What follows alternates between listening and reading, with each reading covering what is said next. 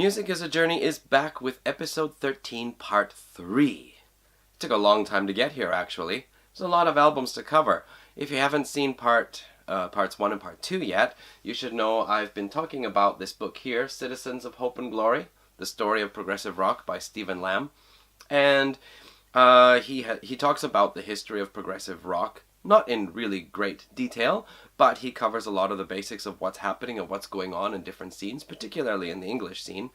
And also throughout the book he points out about 62 albums which he thinks are important signposts in the development of progressive rock. So up until now we've basically covered from King Crimson, In the Court of the Crimson King, from 1969, up to Rush Moving Pictures 1981. This brings us into the 1980s. Now, it's often been said that progressive rock started to go into decline somewhere around the mid-70s, and then of course the punk rock movement, a whole new generation of people with completely different ideals, and also experiencing different things in their local environment. Progressive rock wasn't the in thing for them anymore, and punk rock as well as disco also really took off. So what happened to progressive rock?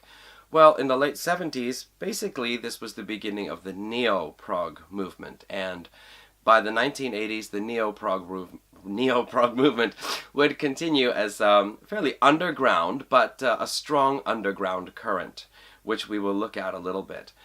Other things to mention about the 80s, a lot of the bands from the 70s, they either split up by the 80s or they changed their sound to a more commercially viable sound, meaning they cut back the longer compositions, they cut back the complexities.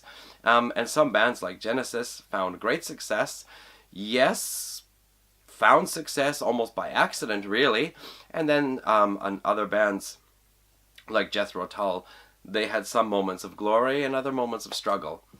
So, the 80s were difficult for progressive rock bands. Stephen Lambe also talks about other developments in popular music in the 80s, particularly where new innovative artists were coming out. Mentioning Thomas Dolby and one other whose name I forget right now. People who were trying to do new things with music, not just follow the kind of natural progression of pop music as such. Anyway, we are looking at the remaining signpost albums that Stephen Lambe has pointed out. And we're going to start with a very important band in the neo-prog movement, probably the most important band, Marillion. And this here, their debut album, Script for a Jester's Tear. I actually knew a friend of mine, his older brother, had something about Marillion, I remember. But I never listened to them until I was reading this book and I thought, okay, let's check out this neo-prog movement and see what's going on. Now, Marillion are one of those bands that are held in really high regard. They are basically the vanguard of the neo-prog movement in the 80s. And their vocalist, Fish, is an extremely important person for his creativity, his imagination, his vocal style, like a cross between Van der Graaf Generator's Peter Hammill and a lot like Genesis' Peter Gabriel. And his name Fish actually is also the nickname of Chris Squire of Yes. So, sounds like there should be a lot of prog happening here. 6 tracks, all of them a little bit longer than standard, 7-8 minutes. Lots of interesting music development going on here. Definitely not your standard album, standard pop album. Lots of use of synthesizer, more creatively than just rhythm chords, and also the guitars are a little bit strong too, a little bit rough and meaty, so probably that's why some of my friends who liked metal, their older brothers, also liked Marillion. As for me, I can appreciate what this album has. I think there is some excellent work going on. Probably the biggest problem for me is Fish's vocal style. I'm not so much into it. Peter Gabriel I'm good with. Peter Hammill took me a bit, but I'm good with him. Fish haven't gotten there yet. Excuse me. And the other thing is the 80s sound. I really have a problem with the 80s sound in a lot of cases. And even the music I used to love to listen to, which was heavy metal back in the 80s, listening to those drums especially, it's like the snare drum is like this explosion coming out rather than just a good solid snare hit. So I'm not really keen on that. I did get Clutching at Straws by Marillion because I heard that also should be a really good album. Except for one or two tracks, it hasn't really gripped me. However, Marillion, classic band, the Childhood's End, is it? Misplaced Childhood, that one there. Also a classic. I think it's also mentioned in the book. So, and some people like the second album, Fugazi, as well. So, if you're not sure, do check it out. Stephen Lambe has some interesting comments here about Script for a Jester's Tear. He starts by saying, I remember to this very day the shattering disappointment I felt when I first heard this album in March 1983. The build-up had been feverish. This was to be progressive rock's return, but the album sounded so flat, so overproduced, and lifeless. The studio renditions of familiar tracks seemed so sterile compared to the live versions I had heard previously. Of course, I got over my disappointment pretty quickly and became used to these versions, but I never really warmed up to the album completely. This one here is a little more to my taste. This is Palace, the Sentinel. Palace, I believe, are a Scottish band, neo-prog band, and yes, it does have the 80s sound, but this is a little more rock, hard rock oriented, and sometimes crossing over into the more, I don't want to say lighter side of heavy metal, but that more synth-powered side of heavy metal that we could find in the 80s sometimes.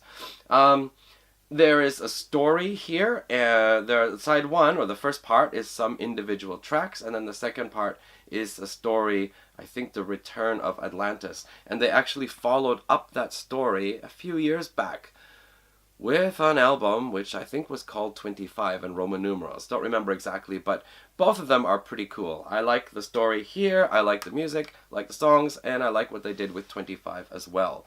So, if you're looking for something a little closer to the heavy metal sound, Palace is probably something worth checking out. As a casual listener to Palace, rather than a diehard fan, it is interesting to note that much of the material on the Sentinel feels pretty fresh today. The Palace of 25, their 2010 album, might have written the same material, a testament to the quality of their material in the early days. Now, there are other albums and other developments mentioned in the 80s. Also, Tears for Fears, Sowing the Seeds of Love, that is also mentioned as an album that does feature some progressive type approaches to songwriting in places. This one here got my attention. It Bites, Once Around the World. I think this was their second or possibly third album. And again, the first half, it's basically, I wouldn't want to call it exactly pop, a little bit more mature pop, sometimes a bit fun, but you get songs like Old Man and the Angel, was that it? Hunting the Whale, and Once Around the World. These are, well, we have one here, 9 minutes, 21 seconds, 14 minutes, 46 seconds. This is where the band really start to explore songwriting and putting pieces together more, and you actually do get very nice late 80s progressive rock music from here. I'm kind of okay with the first half of the album, but where the band really stretches out, I think it really shows their talent and creativity. It Bites, Once Around the World. The biggest surprise was the 14-minute title track, a Genesis-inspired mixture of hard rock, prog, guitar pyrotechnics, and Dixieland jazz. The stars of the album were Francis Dunnery for the versatility of his guitar work, and particularly keyboard player John Beck, who was able to make classic 1980s block chords with prog innovation. And that's it for the 80s, huh? Phew, breezed through that. Okay, let's take a look at the 90s, because the 90s was a really important time when progressive rock hit its true revival. And more so than the late 70s, where people say prog fell into decline. Still, bands were there trying to do stuff and had been inspired by the works of the earlier bands of the 70s. But by the late 80s, even a lot of the neo-prog bands started doing more shorter, simplified songs with more of a pop sound. So my opinion is the late 80s is where prog really suffered. But, of course, there's always something next coming. So one of the bands that gets pointed out is Echoland, As the World this is quite an interesting album, somehow reminiscent of Yes de Urfa, whom we mentioned in part 2. Lots of fast-paced, fun music, lots of bouncy bits, action bits, humorous bits, chorus vocals, really cool stuff. And Stephen Lambe singles this album out, but I did get Suffocating the Bloom, which I think was the album before this. It also is very clearly the same band. Both albums are great. Both albums are excellent examples of very imaginative music writing in the 90s, progressive rock from the US. This is not the original cover either. The original cover had some like shriveled apples that looked like skulls. Is it in here somewhere? Hello? No. Oh well, that's alright. Good stuff. This is what Stephen Lambe has to say about this one. I am not a supporter of very long albums as a rule, but As the World is a dense and very satisfying piece of work. I had the same reaction to it as I had with the music of Gentle Giant, in that once I found a way into the music, the whole album opened up before me, and I loved every moment. And bam! Okay, I might have missed some albums because as I said, there are 62 signpost albums mentioned in this book. I think I have 48 of them. So I'm probably missing out some stuff because now, bing bang bong, we're looking at Spocks Beard from 2000. I think it was 2005. Spocks Beard, of course, one of those American bands that just jumped into the retro prog movement and put their own spin on it. So it's not like they're exactly copying the bands of the 70s. They have their own flavor. A lot of times the songs are a little more like regular stuff, just on the complex side, like Rush did, and other times they have the great epic numbers, like The Great Nothing, 27 minutes, 18 seconds. When it comes to epic songs, I find sometimes they can really stretch on. It's like the band said, let's write a 25-minute song, and now let's try to fill it up with all sorts of stuff. In this case here, there is a story in the song, and I feel the story very naturally progresses. And The Great Nothing has a lot of neat parts. It does progress. It's like from nowhere, one note, come up breathing, submerged, missed your calling, The Great Nothing. So it is like different parts, but quite seamlessly put together. Very naturally it goes from one part to the next. It's not just like, here's this part, done. Here's the next part, done. No, they do a nice flow here. So yeah, and Thoughts Part 2, love it. Short song, 4 minutes, 41 seconds. Lots of this kind of crazy, multiple vocals, each person singing their own bit at the same time, but at the same time harmonized. And then some really cool bass solo in here. Cool stuff. So actually quite a good Spocks Beard album. Possibly my favorite, but I only have about 4 of them, so I'm not sure. Okay. Here's Stephen Lambe's comments. Hugely melodic and a bit over the top, it is a euphoric experience and contains almost all the elements that made the Neil Morse-fronted version of the band so engaging. Now then, we do slip back to the 90s a bit. This is Anglagard Hubri, Swedish band, and he goes and points out how the Scandinavians also really jumped into the progressive rock revival in the 90s, with Anglagard really going in for the style of the 70s, particularly the symphonic style of ELP and Yes and Genesis. Very complex music, longer tracks, lots of stuff going on, mostly instrumental. Really a fabulous album. Hard to get a hold of, Anglagard stuff is, at least here in Japan. It took a while before I was able to get a reissue where the price was reasonable. Otherwise, not so easy to get, but truly, if you really like the classic symphonic prog of the 70s, this fits right in there. Very nicely done. These guys really went to the school of prog and graduated with honors. Okay. Another Scandinavian band, Anecdote. Now, they take quite a different approach to progressive rock. Some of it is really heavy and grating and that kind of distorted bass sound that almost like tries to pull your vertebrae out through your throat or something like that. Some weird stuff, and then also really light, almost eerie kind of things. It sounds a little bit on the crazy side. Very interesting album overall. I still can't say exactly what I like, but the first track, Nucleus, the title track, yep, great start, and some other really cool stuff on here too. Anecdote. They had an album later on, a year or two ago, Until the Ghosts Are Gone. It's also good. It got very high ratings on Prog Archives. Not sure which one I favor more, but just this sound has a little more of that edge to it that I like. So, was that where that one went? Maybe. Anecdote, Nucleus. Now, one more Scandinavian band we're looking at here, White Willow, and this album, Ignis Fatuus. Oh, wow. Challenge me with other languages. This is a reissue. It includes the original album, the dark green one, and a bonus disc of extra studio material. Very interesting debut from this band. It has a lot of the classic prog sounds. Softer, though. It doesn't usually get very hard or heavy at all. Some almost like, what do you call it, like Renaissance or medieval type things with recorder, and the singing style sounds like medieval style singing, if you can imagine that. Very interesting in that way. What was cool, though, is after this, they decided to keep the band going and record more stuff, but the band started going, almost diverging into a more heavier sound, and at the same time wanting to stay more to this folk and Renaissance medieval type sound. And they ended up coming out with, I think, 7 albums in total so far. One of them, Terminal Twilight, I really like that one.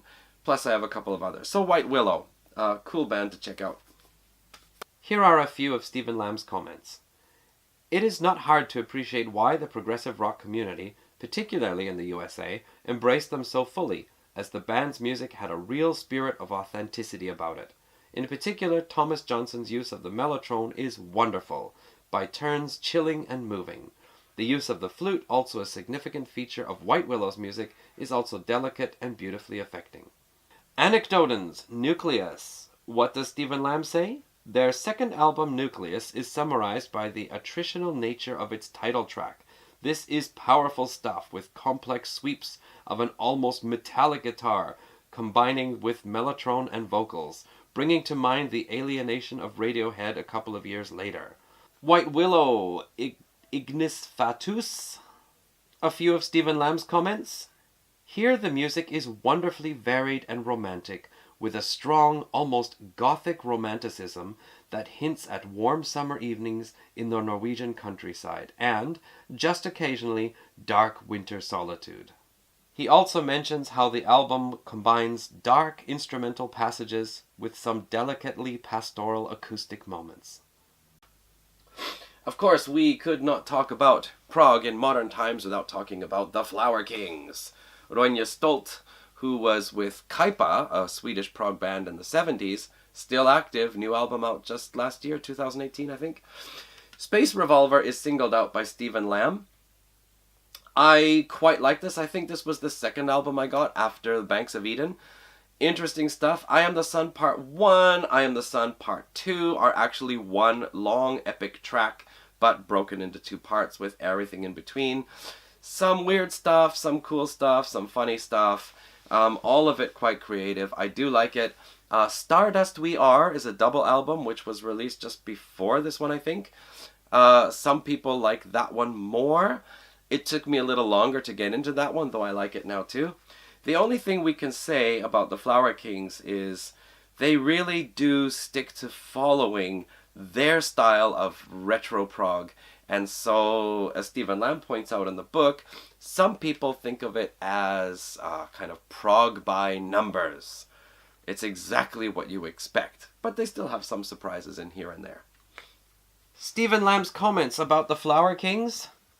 The music is beautifully constructed and played and expertly written, and, unlike some of the band's detractors, I even like Ronja Stolt's voice. However, I find their music a little devoid of soul. Nevertheless, Space Revolver is rather charming, and I have engaged with this album like no other by the Flower Kings. The book doesn't really go into progressive metal very much, but of course we can't really talk about progressive rock music in the 1990s or 2000s without talking about Dream Theater. Dream Theater were one of those very important bands who rose to prominence in the 90s and really helped put progressive rock back on the map. Anyway, Dream Theater moved along to their fifth album, Metropolis Part 2, Scenes from a Memory, released in, was it 1999 or 2000? 1999. That's what it says. Oh geez, I'm going to need glasses soon to read this tiny print. Anyway, from Images and Words, there was a song of Metropolis, and then this is Part 2. Apparently fans wanted a Part 2, and so the band finally went ahead and did a whole album. And what I really like here is that this is a story, this is a concept narrative with spoken parts. And the person who does the spoken parts is actually Terry Brown, who produced Rush's first 9 albums and also produced a lot of other albums as well. And he plays the part of a hypnotherapist. In this story, there is a man named Nicholas who has these reoccurring dreams of visiting a house and entering the house, and he goes to a room and looks in the mirror and he can see the figure of a woman, but he can't make out her face clearly. And so he visits a hypnotherapist, and that hypnotherapist, through his hypnotherapy sessions, he finds out that in a former life he was a woman, and that woman was murdered. And it seems that the murder was a murder, what do you call it? Like it's called love-suicide. Her lover killed her and then killed himself. However, as the story unfolds, we find out it was actually the lover's brother who had also had a temporary affair with the woman and who wanted her for himself, who became jealous of their reunion, and so he killed both of them. Then the story has one final twist at the very end, and if you have seen the movie Dead Again with Emma Thompson and Kenneth Branagh, and you know how that storyline goes, it's very similar. The twist at the end is the same twist that's in that movie. So that's really cool. Alright, I think this would be my favorite Dream Theater album. I was not originally a big fan when I first started picking up their albums a few years ago, but I think, exactly a year ago now, early 2018, suddenly it just clicked and I went and got almost all of their albums, and for a short time was really into them, and still I like a lot of Dream Theater songs, but I think this album remains my favorite because of the concept narrative, the story. It's really fun to get into, and of course lots of very tight, complex music in here. Recorded at a time when concept albums were not particularly fashionable, Dream Theater's masterpiece arrived in 1999. In terms of the balance between metal and progressive rock, it gets things just about right. He also goes on to say, the story is also engaging and unusually sensitive for a metal album, particularly as the main character, Nicholas, has been a woman, Victoria, in a past life. Now this is an interesting one for me because Radiohead I did not think about as prog, but of course back in the day when I liked Radiohead, I didn't really know about progressive rock at all. My favorite Radiohead album was actually The Bends, because that was the style of music I was into at that time. For me, OK Computer was getting a little bit weird, or a little bit more, inside your conscious.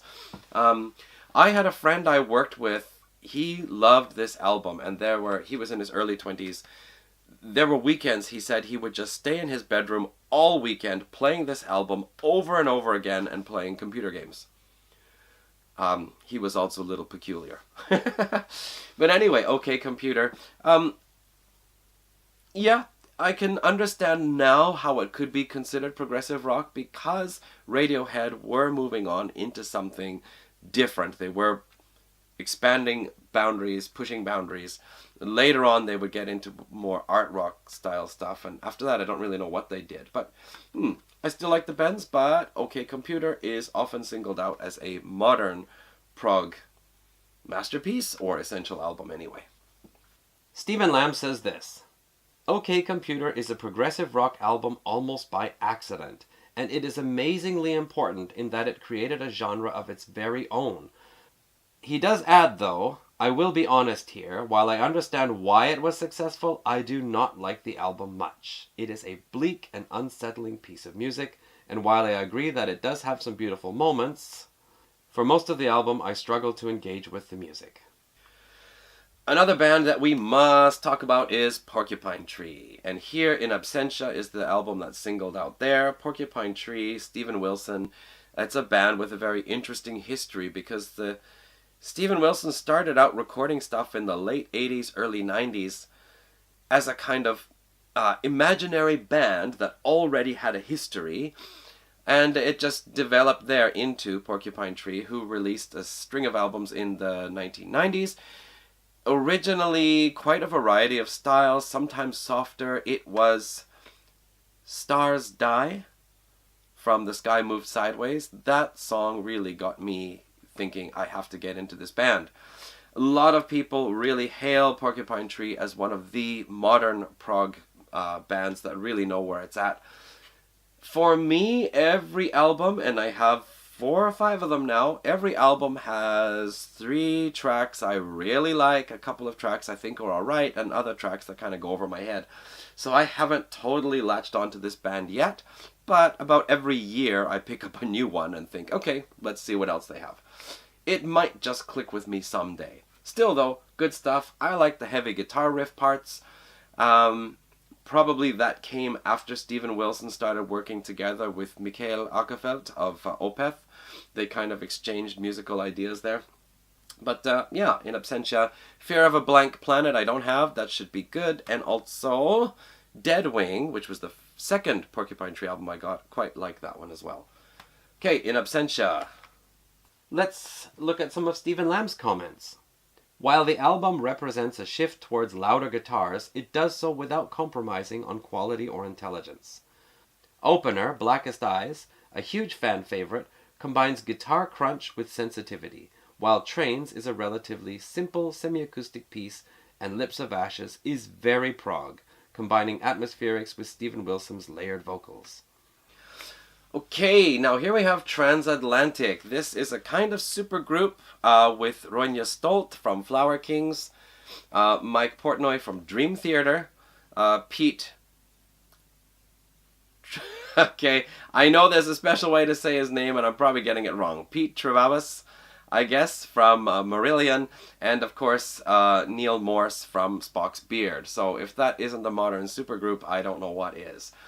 Transatlantic follow the style closely, I guess, to Spocks Beard and Flower Kings. They like really long, epic pieces. So there are 2 tracks on here over 25 minutes, one over 13 minutes, and then a short one, the title track, just 5 minutes long. I like a lot of the music on here. I do think it's not necessary to do too many long epics. Because sometimes you get that feeling like they are trying to reach the 25-minute mark, as opposed to just naturally writing a song that becomes 25 minutes. But, of course, Transatlantic, one of the modern prog bands held in extremely high regard. Cannot go wrong with Transatlantic if you like modern symphonic prog. There you have it. A few words from Stephen Lambe. Typically for the band, for whom excess was not something to be shied away from, it contains just 4 pieces of music over 60 minutes and opens in fine style with Duel with the Devil. This is typical Transatlantic, very retro and completely unrestrained, with every band member playing as many notes as possible, as strenuously as possible. Okay, the neo-prog movement started in the 80s, really comes of age in the 2000s. The album from IQ that's mentioned here is Dark Matter. No. The Wake, their second album from the 80s, is also mentioned in the book. I haven't got it. I've been debating whether I should get it or not. But their later albums like Subterranea, Dark Matter, Frequency, and Road of Bones, Those albums, I think, are all terrific. Again, we're looking at one long track in here, Harvester of Souls, 24 minutes, 29 seconds. Sorry, Harvest of Souls. But, yeah, lots of cool stuff on there. Sacred Sound, great. Lots of really good music. I tend to like Frequency a little bit better than this one. Road of Bones was very highly rated on Progressive Rock Prog Archives. But Dark Matter certainly is a good one too. And I think one of the interesting things is that the neo-prog bands in the 80s, they really combined pop sounds with more complex songwriting. They got a little bit light, on the light side of things in the 90s, but come the 2000s, a lot of the bands started getting a little darker and a little bit heavier, and IQ is one of them, and also Pendragon too. From the 2000s, they also started getting a little darker and heavier and a little bit more aggressive. So here, Pendragon's album Pure, lovely thing here, a little double disc and booklet, cool stuff. Nick Barrett in here. Possibly my favorite Pendragon album, Passion, the one that came after Pure, also is really good. Together they make a nice pair, a really good set of two albums there. Cool, longer compositions, but not too long. Comatose is in 3 parts. Some very aggressive guitar playing. Lots of very interesting music. Very good example of moving rock forward in a progressive sense without copying the past. A quote from Stephen Lambe: "The quality bar has always remained high, and 1997's Subterranea is regularly cited as a classic of narrative progressive rock. But for me, their finest album musically is this, the last to feature Martin Orford on keyboards and the powerful rhythm section of Andy Edwards on drums and John Jowett on bass. As is usually the case with IQ, it is the sense of dark drama and melody that most impresses." Pendragon, Pure. Not only was the album dark, powerful, and in many ways groundbreaking in its modernity, the recruitment of remarkable Scott Higham on drums helped galvanize the band during some astonishing live performances. Songs like Indigo and Eraserhead border on the metallic and show that Pendragon have taken plenty of inspiration from contemporary sources like Porcupine Tree. Wow, we're coming to the end of it here. Okay, there are some later albums, as I mentioned. I haven't got them, but they are mentioned in the book. One of them I know was a later album by Kansas. I forget the title, but it has an airplane on the cover, I think. But one band that really I found interesting was this one here, Pure Reason Revolution. This album, The Dark Third. Now, this basically is a pop band doing progressive-styled music. Again, it's a more modern take on progressive rock. Apparently, the album after this was more pop-like. This one here has the longer compositions, some Pink Floyd-influenced parts. In fact, one track, The Bright Ambassadors of Morning, is taken from a line from Pink Floyd's Echoes from the Metal album in 1971. Some people like it. Some people say, for example, in The Bright Ambassadors of Morning, they repeat that line for a long time. I think it's okay because the music is developing towards something. Other people find it tedious. But basically, lots of interesting stuff. 2 discs here, so a full disc of music plus some extra tracks. I don't know if this is bonus stuff or just that's how it was intended in the first place. Not an album I listen to frequently, but when I do, I always think, yeah, cool, I'm glad I got it. Pure Reason Revolution, The Dark Third. Stephen Lambe has a lot of favorable comments to say about Pure Reason Revolution, particularly the opening tracks, but he also adds this: "The rest of the album is almost as impressive, although a little less epic in its sweep, combining sensitive songwriting with powerful instrumental passages. While Pure Reason Revolution do not have the virtuosity of their peers, they display no shortage of imagination.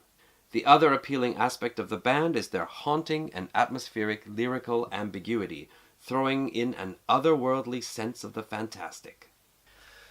Thieves' Kitchen, The Water Road. I was really thinking about getting this for a while, and then suddenly it became really hard to get. It just disappeared off Amazon, Amazon.com, Amazon Japan, it disappeared. I ended up getting another album, One for Joy, Two for Sorrow.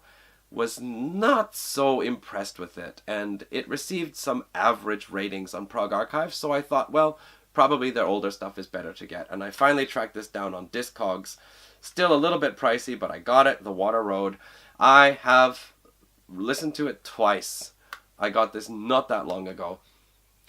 Similar to One for Joy, Two for Sorrow, I still haven't totally latched on to anything here yet. Certainly there is some beautiful music, but something about it is not gripping me.